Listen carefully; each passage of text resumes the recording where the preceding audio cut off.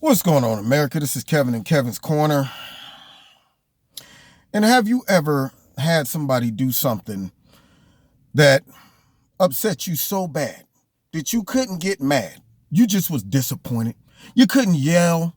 You couldn't even give them a spanking, couldn't slap their face, nothing. You just had to look at them and go, you know, when I was in high school, as a young boy, I thought I was smelling myself, smelling my armpits. So I'm driving my old man crazy, listening to him every day, throw out the idle threats. Man, you're going to have to move out. I'm going to kick you out this house. You keep doing what you're doing. Yeah, man, whatever, dad, man, whatever, man. All of that stuff going on. He should have put his foot so far up my butt, you know what I'm saying? But he didn't. And he just would throw out the threats all the time. So I became kind of immune to it. So I decided to stay out all night.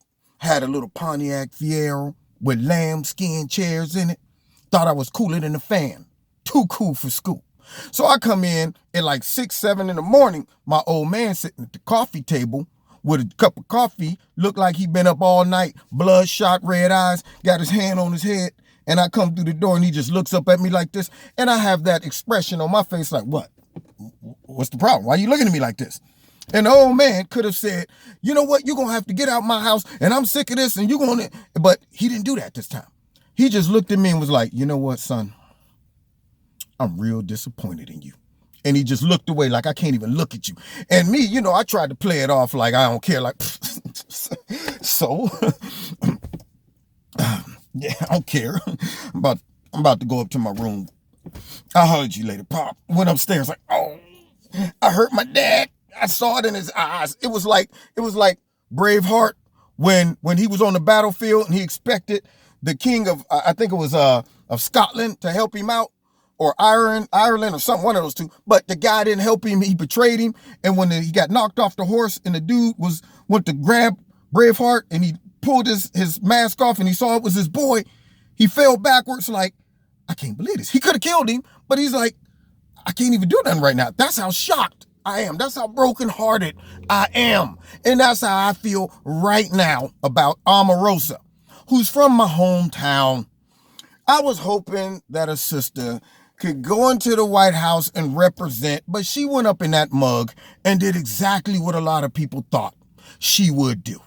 Act a complete fool. And you know what's sad about that? I was thinking, like, what is her end game? But I know what the end game is. The end game is money. That's all it comes down to, because if you really think about it, she can't be embraced again. Black people are not going to embrace her because the majority of black people that done bought into the narrative that Trump is a racist, they're going to be like, well, I don't know why you coming back to us. I mean, you was out there on the trail talking about how great he is and saying stuff like every knee is going to have to bow. Like, I mean, it was crazy. You see that one speech she gave? Every mouth, every person who defied Donald Trump will have to bow down, and all of that. Gave a award-winning dramatic speech on his behalf. Do you think the black community is going to ever let her back right now? No. Nah. They like, you shouldn't have took your butt over there in the first place. We told you not to. And then the conservatives are done with her. They like, we don't want you. Nah, because you have proven that you will sell out and bite the hand. You will turn your back. You will act loyal. You will say whatever you got to say, and you'll do whatever you got to do to keep yourself afloat. And I'm not talking about just afloat. This woman went way above and beyond when it comes down to this tell-all book. And it's sad to me because I know President Trump is like, I can't believe she did not. Trump, he's going to suppress probably that he's disappointed and hurt over her. Think about it, how their relationship evolved. Got her on The Apprentice. She was tenacious, aggressive, bad attitude. Yeah. And then brought her back several seasons. Then she was the person who decided, I'm going to support the president up front when it wasn't popular, when nobody was getting on the Trump train. Everybody was looking at, man, this is a full-blown shot in the dark, Hail Mary. And President Trump, I understand, he's loyal to people who do that and support him when nobody else would. It's like that guy who, talking about one day I'm going to make it, man, in the rap business, and people laughing and mocking him and, oh, man, this dude ain't going to never make it. Then he makes it, but the one or two people who was like, man, I got your back, he takes them with him. And so it was a long shot. People was jumping on board the Trump train, and a lot of them wasn't qualified, but they were loyal, and he honored that. I mean, to get on the Trump train back then, it was like the Doug Flutie of politics. You sitting there like, man, we're down by 6 points. We need a touchdown. We're on our 20-yard line right now, y'all. Now huddle up. This is going to be a long shot. Hail Mary on one. Hail Mary on one. I need receivers. Just go. Just go. And I'm going to throw it up. And the people already celebrating. They're running out on the field. And it's like hut one, hut two. You drop back and you just throw it up. And somebody just catches it in the end zone and shuts up the crowd. That's what the Trump campaign did to everybody. To the Hillary people. Just shut them up. They was already celebrating. Oh, you took the steam right out of them. Yeah, to support Trump back then was like a boxing match where you done lost all 11 rounds and it's the 12th round and the bald-headed guy from Rocky is in there talking about, look here, champ, you got to do it. This is all you got. Give me everything you got. Yeah, he went out there in the 12th round, closed the eyes and just threw one out, bing, and got a knockout. I mean, if this was political basketball, it was no time on the clock. Throw it in, 1 second, he shoots 50 feet out. Oh my God, he made it. And everybody goes crazy. Yeah, all of those people who supported Trump then, he tried to honor their loyalty by bringing them in the White House. She gets in there and she does exactly what a lot of people said she would do. A lot of people thought that she was an opportunist. A lot of people thought that she was seedy, wicked. She was someone who would betray the president. I wanted to believe when she got fired that she wouldn't go out and do what a lot of people thought she would do. I did. I really wanted to. Right now, I feel like William Wallace on the battlefield looking up like, I can't even get mad. It's one of those things where I'm like, you know what? But what it is her butt didn't just decide I'm going to leave the White House and I'm going to go out and I'm going to just talk about my experience there. She went out and went over the top with the lies. I mean, to the point where people she's referencing in the book are going, I never said, what is she talking about? Like, people can't go back and check the references. I mean, it sounds to me, and I didn't read the book, but I'm watching some of her clips. It sounds to me like she's just lying for nothing. I mean, you got people out there. I got a friend right now in Youngstown that grew up with the dude. This dude just lies for nothing. You ever find people that just do stuff for nothing? You go, you don't have to do that. That's over the top.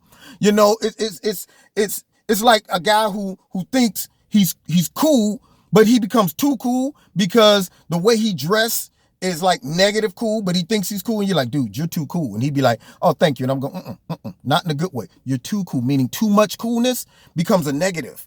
And she's out there lying for nothing, going over the top with the lies.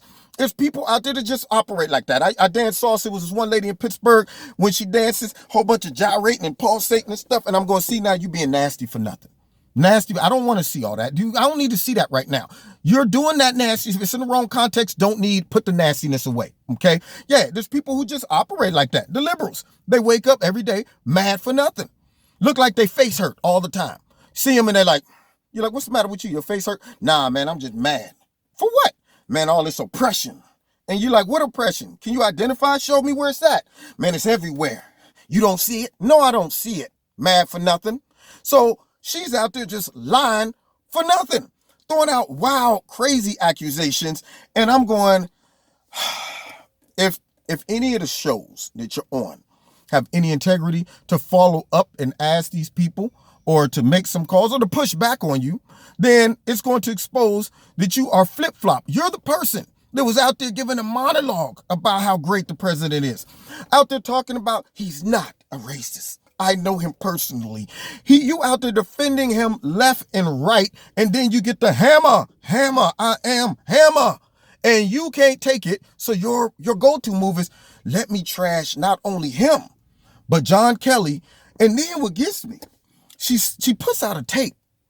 And I'm thinking, okay, she claims that John Kelly threatened her. I listened to the tape and I'm like, that was a very peaceful firing. I'm going, the man offered you some peace. Like, look, man, if we depart separate ways, calm and everything. You go your separate ways.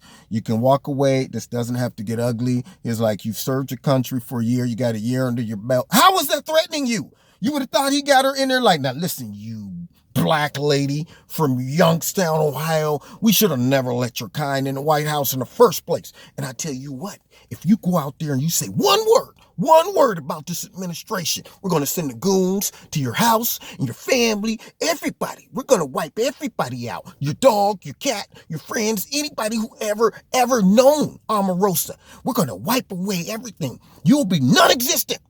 And I'm sitting here waiting for the big punchline and nothing came. And I'm going, he gave her a peaceful firing. Then she follows up with another recording of President Trump, which was hilarious because Trump did try to say, he was sitting there like, what? It was funny. What's going on? You leaving? Man, oh man, that is messed up.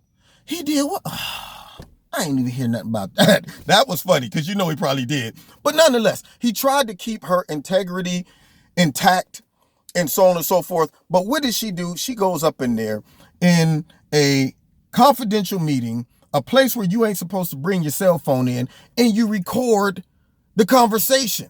And I'm thinking, how dumb can you get? You thinking you protecting yourself, but what's going to happen when they start pulling out paperwork that you signed saying you wouldn't do these type of things, confidentiality, all that stuff, and then people start pressuring you, taking you to court? It's going to have the same effect as James Comey's book. You might have to use any money you make to defend yourself in court. And so James Comey started off the same way. Everybody loved him until everybody started picking him apart. And then he started getting pushback and questions. And it's like, I shouldn't have opened my mouth like this because I might be in court one day and I done revealed all this stuff in my book. And here she is just throwing out all kind of stuff and then throws out a recording of the president and of John Kelly. And I'm saying to myself, how dumb and deceitful can you be? It just breaks my heart, man. And what kills me is that she's out there saying things like the president is being ran by John Kelly, who's basically running the White House. And I'm saying, have you seen some of the decisions that are being made in the White House? Do they sound like decisions John Kelly would make? It sounds, if anything, John Kelly's probably like, President Trump, you can't do it. Come on, man. I know you feel some kind of way. Let's think it over. Let's think it over, President. No, don't do it. Oh, all right. Damage control, everybody. Damage control. Even the decisions that are being made don't even sound like John Kelly's decisions. These are very aggressive, progressive decisions that Trump has been talking about for years. So what is she talking about? That the whole White House being ran by Donald Trump and he lies every day, says the woman who's dropping out lies just falling out of her mouth. In fact, if we could see the words, they wouldn't come out in words that we normally see, like, hello, my name is Omarosa. It would just be lie, lie, lie, lie, lie, lie, lie, lie, lie, lie. Yeah. And now she got the nerve to try to trash the president. And I'm saying somebody put a sock right in her mouth. And it's sad because at the end of the day, she's going to look like a scorned woman, a liar, and she's going to be rejected by almost everybody in our American population. She's going to be like a hot potato. Nobody wants to touch it. Hey, man, nah, man, pass it to you. Yeah, she's going to be like poop that everybody wants to avoid. Don't step in that. Smells, okay? I can't believe it. She better hope that she makes some money off this book because this is the last ride for her. And the only reason the liberal media is tolerating her right now is because they're hoping to drum up another narrative about Donald Trump. Whether it's true or not, they don't care. They're like, anybody, we'll take it. Just give us something to go on because we're struggling over here. We don't have much to go on. So we're resorting to just making stuff up every day and we're running out of material. Is there anybody else that could just maybe come along and feed some bull and we'll make it seem like it's true? And we'll just give you a platform to spew up all of this vomit, whether it's true or not. Our integrity is gone. We don't care about fact checking. We don't care about whether you're a liar or not. We don't care that all of your videos leading up to you getting fired said that you love the president, supported him. He was the man. He's brilliant and all of this stuff. And then all of a sudden, a couple months after you get fired, now you hate him. Everything was horrible. And my question to her is, if he's such a racist, I have a video, an audio tape. I heard him say the N-word. Where is it? I don't have it, but somebody said that somebody that they knew that heard of somebody around the corner that was inside this one place at this one time heard him say the N-word. Give me a minute. I'm gonna check on it. I'm gonna get back with y'all. I ain't got no proof right now, but just trust me. Just trust me. He said it. Okay. And yet, at the same time, you campaigned to help get him in office. If he was such a racist, if he was such a liar, then you telling me up until the time you got fired, you didn't know that? You mean to tell me after you got fired, even after you got fired, you were talking about nothing bad about him at first, but then you laid down one night and in the midst of your dreams, all of a sudden you got a revelation, woke up in the middle of the night. I've been deceived by Donald Trump all this time. For 2 years, he's been lying to me. He's been a racist, a sexist, a xenophobe, a homophobe, and everything else CNN and MSNBC want me to get on their station and say, and whatever else my publisher want me to say to badmouth him and run up some of my book sales and make me some more money. That's my epiphany. That's what I got one night in a dream, woke up and got a revelation. That, hey, if I say bad things about Donald Trump and Kelly, General Kelly, I can make some money on my way out the door. And that's what it's about. Everybody, don't buy that book. Negative sales. Negative. Negative. Now, God bless you. You've been listening to Kevin at Kevin's Corner. Right now, I feel like the macho man, Randy Savage. Get over here, Omarosa, right now. God bless you. Find me on Facebook, Twitter. Also, check me out Wednesday nights, 7:30, my live radio blog talk show. And also, if you want to support Kevin and Kevin's Corner, there's links in the bottom. Do so. God bless you. Catch you next time in Kevin's Corner.